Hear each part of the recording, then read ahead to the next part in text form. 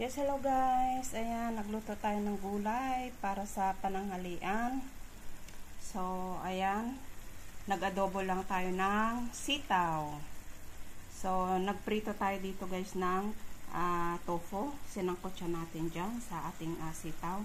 Tapos, lalagyan natin na lang itong 5 pirasong itlog. So, ayan. So, bali ganito lang guys ang ating gagawin. So, nilagang itlog. Ayan. Ayan.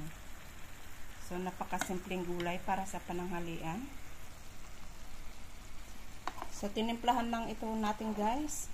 Ayan.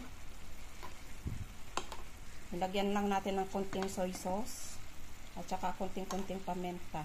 Ayan. Kasi si Lola Bells, ayaw niya ng may paminta na maanghang. So, napakasimple lang ang ating gulay na niluto. So, masustansya din guys itong tofu. Ayan. Tofu, itlog, at saka green beans. Ayan. Yan guys, ang napakasimpleng video at napakasimpleng gulay natin para sa pananghalian. Maraming salamat guys sa panonood. Thank you guys. Bye-bye.